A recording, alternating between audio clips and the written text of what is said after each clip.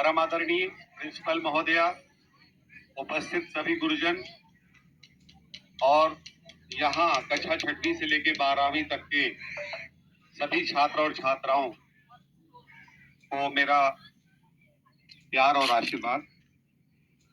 आज जैसा कि आप सब लोगों को मालूम है कि आपके विद्यालय में प्रत्येक महीने जो प्रदेश सरकार से निर्देश प्राप्त हुए हैं, उसके तहत किसी न किसी फील्ड के विभागाध्यक्ष या उनके अधीनस्थ जिम्मेदार अधिकारियों को बुला करके आप लोगों को उस विभाग से संबंधित करियर काउंसलिंग के बारे में जानकारी देनी होती है। इसी क्रम में प्रिंसिपल महोदया ने हमें बुलाया था और हम आपको पुलिस विभाग के बारे में बता दें कि जो स्टेट में है वो उत्तर प्रदेश पुलिस है और जो सेंट्रल सर्विसेज है उसमें आपकी सीआरपीएफ है, बीएसएफ है, सीआईएसएफ है, तमाम और पुलिस बल हैं, आरपीएफ है, रेलवे प्रोटेक्शन फोर्स। तो मैं आपको सबसे पहले उत्तर प्रदेश पुलिस के बारे में बताना चाहता हूं। उत्तर प्रदेश पुलिस में हम लोग सबसे पहले जो लोग कांस्टेबल के तौर पे भर्ती होना चाहते हैं, वो चाहे बच्चे हों या बच्चियां हों, सामान्य वर्ग में 18 से 20 वर्ष की उम्र है, अब शायद 22 वर्ष कर दी गई है, और एक निश्चित आपका हाइट होना चाहिए। उन सब के अकॉर्डिंग यदि आप फिट बैठते हैं, आपका मेडिकल परीक्षण होगा, फिटनेस आपकी चेक होगी, तो आप उसमें बैठ करके परीक्षा होती है और बहुत स्टैंडर्ड परीक्षा होती है। आपको मालूम है देश की जनसंख्या लगातार बढ़ रही है, बहुत सारे बच्चे पढ़ने लिखने वाले भी हो गए हैं, पहले जैसा जमाना नहीं रहा है, बहुत कंपटीशन है। ये तो कांस्टेबल रैंक से हो गया, और कांस्टेबल रैंक जो भी रैंक है नॉन गेस्टेड में 3 प्रमोशन कम से कम दिए जाते हैं। जैसे कांस्टेबल है तो वो हेड कांस्टेबल, सब इंस्पेक्टर और इंस्पेक्टर होकर के रिटायर होगा।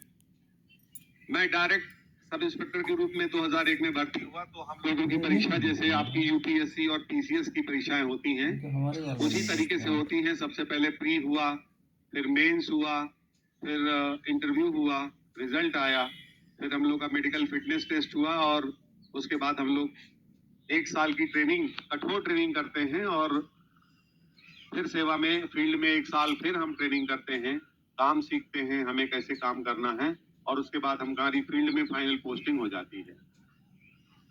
लोग बताते हैं वहां पर कि जो आपने ट्रेनिंग में जितना पसीना बहाया है, आपको मैदान में बाहर जाकर के उतना ही कम अपना खून निकालना पड़ेगा। तो वो 1 साल की ऐसी ट्रेनिंग होती है कि हम लोग 60 साल तक उसी ट्रेनिंग के भरोसे, जो हमारे शरीर की कसरत होती है उसके भरोसे हम आप सब लोगों की, जनता जनार्दन की 60 वर्ष तक सेवा कर पाते हैं।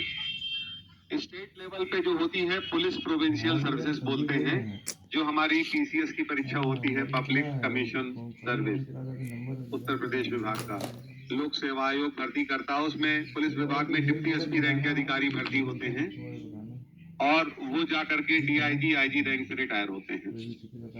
और यूपीएससी जो यूनियन पब्लिक सर्विस कमीशन की परीक्षा है, उसके तहत सेंट्रल सर्विसेज के लिए चयन होता है। उसमें टॉप मोस्ट रैंकिंग जो होती है उसमें IAS, Indian foreign services, Indian income tax and revenue services, और उसके बाद जो है आईपीएस का नंबर आता है। एक जमाना था कि लोग आईएएस नहीं प्रेफर करते थे, सन 87 वगैरह का जमाना था, इनकम टैक्स में लोग प्रेफर करते थे जाना, लेकिन फिर से आईएएस और फिर जो जिनके परिवार के माँ बाप जो है भारतीय विदेश सेवा में रहे हैं, तो वो लोग अधिकतर उनके बच्चे भी उसी में जाना चाहते हैं, आईएफएस वगैरह में ज्वाइन करते हैं। वो अपना चॉइस देते हैं पहला, तो उनको मिल जाता है। तो पुलिस विभाग में आने के कितने क्राइटेरिया है। जब वो आईपीएस में भर्ती हो जाएंगे तो उनका भी 1 साल का ट्रेनिंग होता है, फिर 1 साल उनका यहाँ जनपद में ट्रेनिंग होता है। उसके बाद फिर वो एडिशनल एसपी रैंक से शुरू करते हैं, असिस्टेंट एसपी रैंक से, एएसपी बोलते हैं, बतौर सीओ भी काम करते हैं, क्षेत्राधिकारी का भी काम वो करते हैं, और 5 से 7 साल में उनको जिले का चार्ज मिलता है, जिले के पुलिस अधीक्षक बनाए जाते हैं।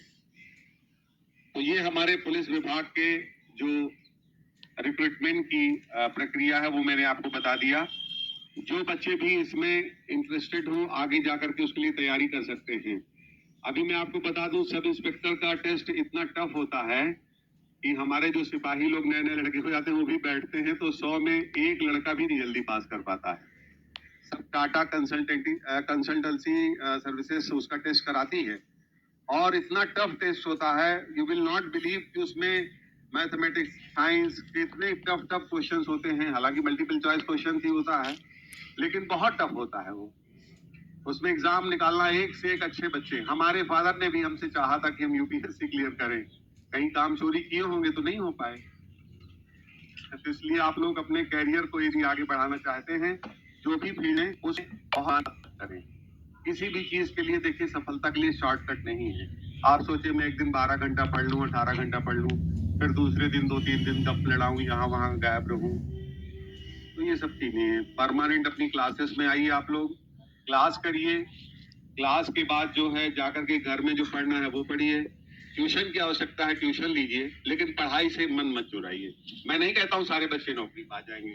बहुत सारे ऐसे बच्चे हैं जो विभिन्न फील्ड को चुनते हैं। कुछ लोग गेम्स में चले जाएंगे, कुछ लोग साइंटिस्ट बन जाएंगे, कुछ लोग प्रशासनिक सेवाओं में जाएंगे, कुछ लोग पुलिस सेवा में जाएंगे, कुछ लोग स्पोर्ट्स पर्सन हो जाएंगे, और इसी प्रकार कुछ लोग म्यूजिशियन हो जाएंगे, कुछ लोग पेंटर हो जाएंगे। तो वो तो अपनी अपनी फील्ड है सबका, जिसका जो चॉइस है उसके अनुसार जो है उसे मिलेगा, और जिसका जिस फील्ड में इंटरेस्ट है उसके अनुसार मिलेगा। मेरी आप सब लोगों को यही शुभकामना है कि कृपया करके अपना मन लगा करके खूब ढंग से पढ़ाई करिए। मोबाइल से थोड़ा दूर रहिए। जो वर्तमान में मोबाइल है उसने बच्चों को इतना मतलब उसी में वो कर दिया है कि उससे बहुत सारी जो है आपके मन में विसंगतियां आ रही हैं, और तमाम क्राइम भी हो रहे हैं। आप विश्वास नहीं करेंगे, मुझे यहाँ पर नहीं बोलना चाहिए, लेकिन बहुत खुल के बोल रहा हूँ क्योंकि काफी संख्या में आप लोग हैं। मतलब एक 12 से 14 साल की बच्ची कैसे एक नाबालिग लड़के के साथ ही चली जाती है अपने पेरेंट्स को बिना बताए, या वो दोनों चले जाते हैं। ठीक है, जमाना बदल गया है, सुप्रीम कोर्ट ने नया नियम बना दिया है। आप बालिग हो जाओ तब ये रास्ता चुनो ना। चाहे बच्चे हो चाहे बेटियां हो, 18 साल की जब उम्र आप अचीव कर लो तब ऐसा कदम उठाइए। आपके साथ कोई बदमाशी कर रहा है। पिछली बार मैं यहाँ आया था और हम बाहर जा रहे थे, कुछ बच्चियों से मैंने पूछा कि यहाँ पर बाहर माहौल कैसा रहता है, तो बताया बच्ची ने कि कुछ लड़के साहब आते हैं और वोटिंग करते हैं, कमेंटबाजी करते हैं। हम लोग जा ही रहे थे तो उसमें से 2 लड़कों को मैंने पकड़ा। एक लड़का रेगुलर आ रहा था, आगे भी जाकर के जब पकड़ लिया हम लोगों ने उसे, तो बच्चियों ने बताया हाँ साहब ये लड़का रोज आता था। मेरे ख्याल से जो बच्चियां यहाँ होंगी तो मैं आपसे हाथ नहीं उठवाना चाहता हूँ, लेकिन मालूम होगा आपने सही कंप्लेंट किया था। फिर मैंने उसके खिलाफ 294 का मुकदमा लिखा है, और एक तो हीरोइन बेचने वाला था अकरम, उसको भी हमने हीरोइन में जेल भेज दिया। तो पुलिस भी अपना काम ईमानदारी के साथ कर रही है। कहीं कुछ भी संगतियां होती हैं हर विभाग में, चाहे वो पुलिस हो चाहे प्रशासनिक अधिकारी हो, क्योंकि कमियां तो हर आदमी के अंदर है। 100% फुल प्रूफ व्यवस्था सही आपको कहीं नहीं मिल सकती है, लेकिन उससे हमें हटना नहीं है। मैं आपको बता दूं कि जो सोशल मीडिया का जमाना है, जो सब चीजें इंटरनेट पे हैं, उसमें आप ये नोट कर लीजिए, यदि आपके साथ कोई भी आदमी गलत करता है और आप पुलिस को शिकायत करोगी तो आप करोगे तो आपके पक्ष में ही कार्रवाई होगी। ऐसा नहीं कि आपकी शिकायत को दबा लिया जाएगा, या हम आपको जबरदस्ती दबाव बना करके बोलेंगे कि नहीं हम नहीं रिपोर्ट लिखेंगे। क्योंकि यदि मैं नहीं लिखूंगा तो आप इंटरनेट पे जाकर के नंबर सर्च करके एसपी साहब को भी बता सकते हो, सर थानेदार हमारा रिपोर्ट नहीं लिख रहा है, सही कार्रवाई नहीं कर रहा है, सबको मालूम है। अच्छा ये बताइए, कोई एक बच्ची खड़े होकर के हमें बताए कि पुलिस विभाग की जो वर्तमान में योजनाएं चल रही हैं उसमें से कुछ इंपॉर्टेंट जो हेल्पलाइन नंबर है किसको मालूम है, जरा सा बताइए हमें। वॉलंटरली जो बताना चाहते हैं बताइए, नहीं तो फिर मैं बताना शुरू करूं। 1090 के बारे में सब जानते हैं, 1090। इसमें आपके साथ यदि कोई छीटाकशी करता है, कोई बदमाशी करता है, तो आपको उसमें कॉल करना है। वो लखनऊ में जाती है लाइन, वहां पर महिला जो बैठी होती हैं अटेंडेंट, वो नोट करती हैं, फिर वो हम लोगों को आपका नंबर बताती हैं, फिर हम आप सब लोगों से बात करते हैं और जो सही होता है उस पर कार्रवाई करते हैं। 100 नंबर जो पहले था 100 डायल था, वो 112 डायल करके जो है फेमस हो गया है। 112 को भी आप कॉल करके जो है तत्काल मदद पा सकते हैं पुलिस की। 1076 ये माननीय मुख्यमंत्री जी का हेल्पलाइन नंबर है, 1076। इस पे भी आप कॉल करके जो है मदद पा सकते हैं। जो आपसे संबंधित हेल्पलाइन है वो ये है। और थाने का नंबर यदि आप लोग रिमाइंड कर सकते हो तो नोट कर लो, 9454404280, 9454404280। ये थाना प्रभारी का नंबर है, थाना प्रभारी शक्तिनगर का। मेरे बाद कोई और आएगा या पहले कोई रहा, वो नंबर परमानेंट सीओजी नंबर है, सबके पास रहता है। एक बार फिर से मैं बता रहा हूँ, 9454404280, 9454404280। धूप काफी है, आप सब लोग जो है फिर भी बहुत ही ज्यादा अनुशासन और शांति का परिचय दे रहे हैं, इसके लिए बहुत बहुत धन्यवाद आप सब लोगों को। और अपने जीवन में आपने हमको यहाँ बुलाया है तो मैं आपसे यही कामना करता हूं और आपसे मेरा निवेदन है कि अपने जीवन में अनुशासित बनिए। जिसने अनुशासन नहीं सीखा वो समझ लीजिए आगे उसका जीवन जो है बहुत ही दुखद है। मेरे फादर ने कहा था कि बेटा मुझे यूपीएससी में सेलेक्ट होके बताओ, तो मुझे तो भेज दिया उन्होंने इलाहाबाद विश्वविद्यालय पढ़ने के लिए। मैं आया, वहां पढ़ा, बीए किया, एमए किया, लॉ किया, लेकिन बाद में यही डंडा वाला दरोगा बन गया। तो हर जगह डंडा लेके आप देखते हो कि हम लोग ड्यूटी पे खड़े रहते हैं। तो हालांकि ये भी पद कोई बहुत छोटा पद नहीं होता है, लेकिन जो वो चाहते थे, यदि मैं ईमानदारी से मेहनत किया होता, काम चोरी नहीं किया होता, तो उनके सपनों को मैं साकार कर सकता था। जरूरी नहीं कि उनके सपना मेरे ऊपर बोझ बने, लेकिन मैं वो काम कर सकता था, मेरे अंदर वो टैलेंट था, लेकिन मैं काम चोरी की वजह से नहीं कर पाया। तो इसलिए मैं आपको बोल रहा हूं कि अनुशासित रहिए और खूब मेहनत करिए। मेहनत नहीं करेंगे, घर वालों को धोखा देंगे, किसी और काम में लिप्त रहेंगे, तो ये बात गलत है। हमारी बातें हो सकता है आपको उपदेश लग रही हो, बहुत मन में ना भा रही हूं, लेकिन कटु सत्य यही है शुरू से लेकर के, और आगे भी आप जाएंगे तो यही सब चीजें हैं। आज आप देखिए, आपके अगल बगल आप जिस बच्चे को जानते भी नहीं होंगे, पता चला कल के दिन वो इतना बढ़िया परफॉर्म कर रहा है।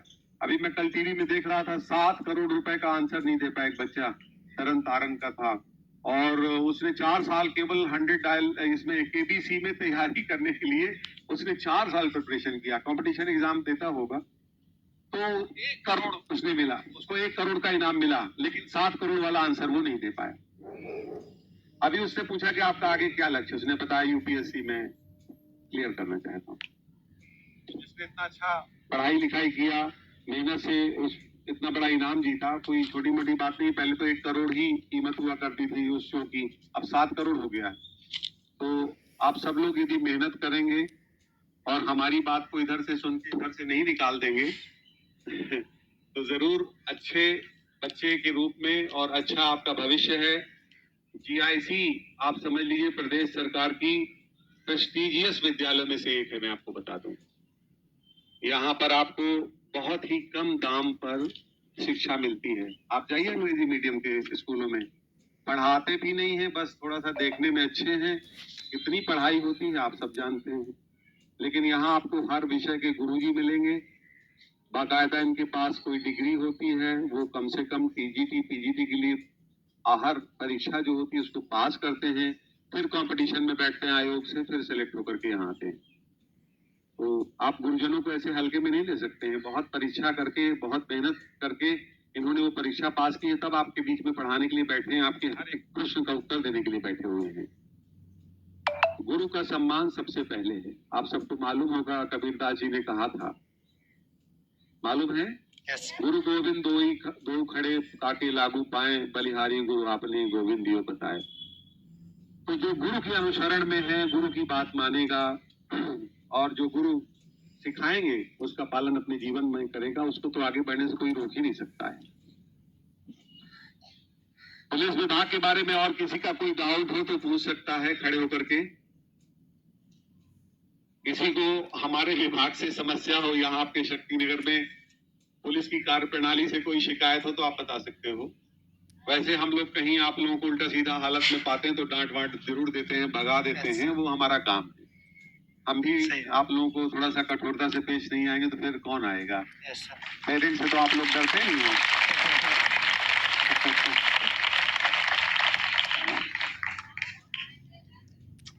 आप जिस फील्ड में काम करना चाहते हो वो करो, जरूरी नहीं है कि सबको आईएएस बनना है। आप अपना एक फील्ड सुनो, आप सुनते हो कितने महान गायक हैं, कभी उनका बैठ करके म्यूजिक सुनो आप, कितने सालों की साधना किया होगा उन्होंने, तब जा करके उनका बिना किसी रुकावट के वो स्वर निकलता है और जो इंस्ट्रूमेंट बजते हैं म्यूजिकल उनके साथ तारतम्य रहता है। सुना होगा आपने कभी, आजकल आता है सारे गामा पा, देखा होगा आप सबने। Yes sir. इतने छोटे छोटे बच्चे, मतलब लगता है कि लता जी यही हैं। हाँ, मतलब बहुत सरप्राइजिंग है सर। इन सब जो नए नए प्रोग्राम चल रहे हैं, जो पूरा ऑल इंडिया टेस्ट होता है, उसमें जो बच्चे आते हैं, हम लोग कल्पना भी नहीं कभी कर सकते हैं। कभी कभी लगता है तो जो ओरिजिनल सिंगर थे उनकी वॉइस से भी अच्छी वॉइस उन बच्चों की है। नए नए बच्चे 18-18 साल की, 19 साल की लड़कियां, वो कल 2 बच्चियों के कंपटीशन में देख रहा था, मतलब बहुत ही अमेजिंग है। तो आप सब लोगों के अंदर पूरी क्षमता है, कुछ भी आप करके दिखा सकते हो। जबरदस्ती आपके पापा कहें कलेक्टर बन के दिखा दो, तो कलेक्टर बनने के लिए उतनी मेहनत नहीं करना पड़ेगा आपको, तभी आप कलेक्टर बन के दिखा पाओगे। तो अपना फील्ड खुद चुनिए। पापा को भी समझाने की जरूरत है कि मेरी हैसियत या मेरी कैपेबिलिटी इस काम को करने में अच्छी है, मैं ये काम अच्छा कर सकता हूँ, तो वही काम अच्छे कर पाएंगे आप। बहुत बहुत धन्यवाद, आप सब लोग के बीच आकर के बहुत बढ़िया लगा। और आप लोग खूब आगे बढ़िए, खूब बढ़िया बड़ी बड़ी सरकारी नौकरी पाइए। हम सब लोगों की यही तमन्ना है, देश के लिए साइंटिस्ट बनिए, म्यूजिशियन बनिए, आर्टिस्ट बनिए, ड्रामा में जाइए, हीरो बनिए। हर फील्ड में आप फ्री हैं, और तमाम आप लोगों से बीच से ही बढ़ करके बच्चे निकलते हैं। कोई अब ऐसा भी नहीं रह गया है कि क्रिकेटर का बच्चा ही क्रिकेटर रहेगा और हीरो का बच्चा ही हीरो बनेगा, ऐसा कुछ नहीं। बहुत सारे जो है देहात से भी लोग जाते हैं, आप देखिए मनोज वाजपेयी जी हैं बिहार के, अभी कोई पंकज त्रिपाठी जी हैं, वो भी है ना। बाकी कुछ लोगों को तो गॉड गिफ्टेड होता है, उनको चांदी की चम्मच मुंह में परोसी हुई मिल ही जाती है, तो वो एक अलग विषय है। लेकिन मेहनत करिए, आप सब लोग अच्छा करेंगे, और प्रिंसिपल साहब और सभी गुरुजनों के नेतृत्व में आप सब लोग अपना रिजल्ट भी बढ़िया लाएंगे। और अनुशासन से रहना सीखिए, और सब लोग खूब मेहनत करिए, खूब आगे बढ़िए। धन्यवाद।